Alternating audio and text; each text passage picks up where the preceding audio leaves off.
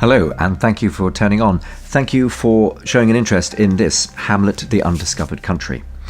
The reason for this short promotional DVD is to give you the opportunity to have a look and get a sense of how this could be turned into a feature film.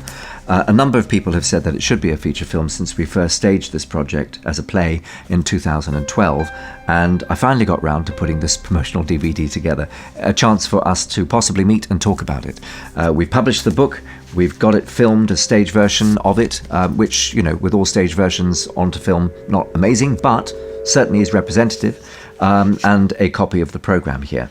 What we're going to look at is a series of photographs and listen to the music, which was created by Chris Ellis, and take you through a journey of what we've done so far through photographs and music and a bit of voiceover from me. So hope you enjoy what you see, and would be great to talk to you about it further.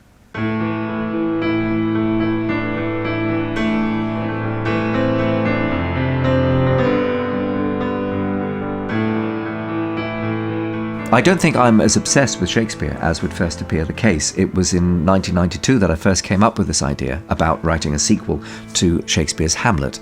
I knew that it would be hopeless to try and attempt to begin it unless I could write it with somebody. I had a beginning, a middle and an end, but the meat and potatoes weren't there. So it took 25 years to find the right people to do it. And it was only after I set up the Hostelry Festival at Norwich Cathedral with Peter Barrow, my long-term friend from London, that the right project came along in which to do it. And we did it. And it was exciting, very challenging. We wrote the whole thing in 6 months. We published the play, we got a whole team of actors together, and it was an extraordinary experience. And here I am 3 years later proposing that maybe we turn it into a film with you and that it has more life in it yet.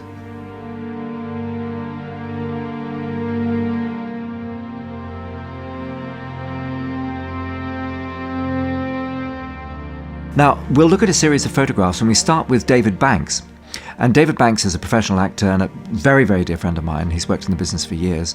And he was kind enough to come and play Chorus for us. So we created this character of Chorus. Now, Peter Beck and I have very similar tastes creatively and are inspired by people like Ken Branagh and other people out there in the business who have shown the way about initiating projects and getting on with things. And the style was there, and we thought we'd take a bit from Ken Branagh's way that he used the Henry V, the way that Derek Jacobi opened with the chorus, and that wonderful chutzpah energy that opened, and David Banks gave us the same opening. So David set the scene with this 3-minute speech about what the concept was, what the conceit was, where the audience was, saying about this wooden O, about the fact that we're going to take you on a journey. And he delivered it brilliantly, and we started our evening at the Hostelry Festival with a commissioned inclusive theatre piece. And this was set up through Rebecca Chapman, who's one of the producers of the festival too. And she set up a company called Total Ensemble in 2011. So Rebecca put this together for us as a prologue, telling the story of the original Hamlet told through music and dance. And this took place for 20 minutes. The most amazing music written by Chris Ellis and fantastic choreography from Rebecca. Very moving, people were very moved, and the story was told, and that finished at the time when everybody had collapsed and died at the end of Shakespeare's original Hamlet. An amazing journey, and as these photographs show, very, very uplifting and a wonderful prologue for the evening.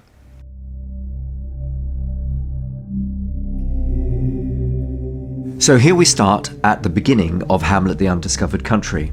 Hamlet wakes up in a brave new world. Is it heaven? Is it hell? We don't know. He meets the ghost of his father.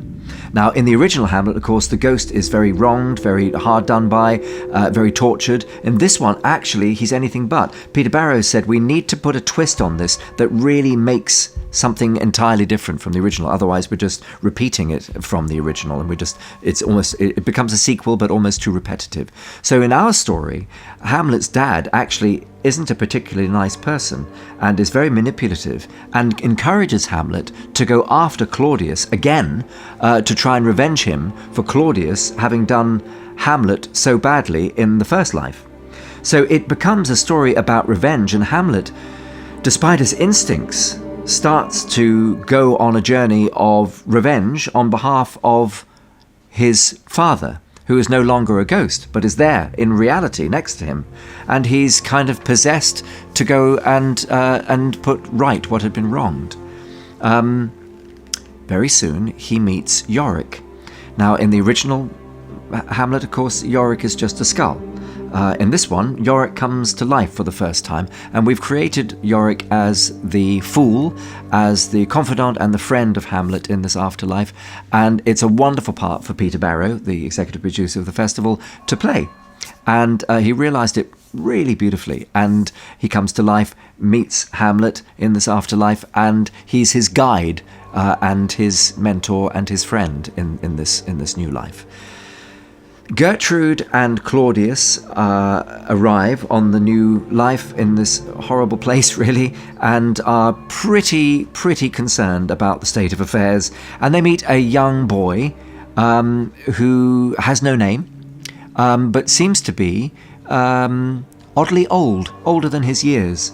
And these photographs will show you just how well this young actor Alex played it.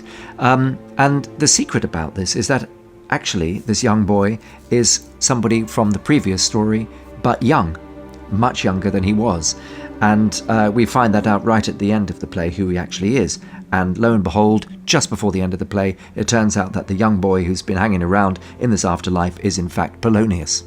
And it's a great last minute twist. Anyway, for now, we see him as this young boy. Hamlet goes on to meet lots of characters. He meets his mother, he meets Ophelia, and this time the journey with Ophelia is one of love and one of kindness and real understanding. The big returning feature in Hamlet the Undiscovered Country is that they need to keep heading towards the light, towards another life. So this is kind of a middle life where you go, but you stay there if you kill or if you help someone commit murder. So even if you're part of it, you're destined to stay in this Middle Earth forever. So Yorick and other people around Hamlet say, come on, you've got to move on, you've got to forgive and live and let go. So in the end, he does decide to move on and leave. But before this happens, Laertes turns up, and Laertes actually sets about killing Hamlet's father for Hamlet. So it's pretty screwed up behaviour going on, and pretty wild and dramatic stuff. We also meet Rosencrantz and Guildenstern as well, and all the characters who died basically turn up again, as well as some new ones.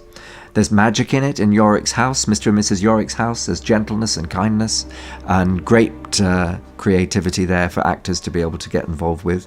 And in the end, Hamlet takes a series of people and moves with Ophelia on to the new life and a better life, because he's decided not to kill again, and Claudius was killed by Laertes, and so therefore Claudius stays behind in this Middle Earth forever. Hamlet escapes, and pray God he has a good life at last. And that should be the end of the second story. We're not planning a sequel. That is it, put to bed. So whoever takes this on, whoever wants to make a script out of this, I believe, arrives at a time where this kind of film could be very popular. The fantastical, the afterlife, the dreamlike sequences that can be created with this are endless. And I remain very excited about the fact that this should be a film. If you look at or if you hear the music from Chris Ellis, you look at the photographs from Matt Dartford, you look at the performances on the DVD, and all that we've done so far, we've also created a youth version for schools and colleges, which Rebecca Chapman put together for us. And there's so much potential calling for this project that I really truly believe a film should be made of it. Obviously I do. Now, the chances of the original cast ending up in it, very small, I know. But as the artistic director of the Hostelry Festival at Norwich Cathedral, it's my job to reach out to people and say, hey, could we try this? And this small promotional DVD to go with the film that you'll get is just about saying, here's a chance and an opportunity for us possibly to realise something quite extraordinary. I hope you like what you've seen. Thanks so much. Hamlet, the Undiscovered Country. After today, after tomorrow, after life, the rest is not silence.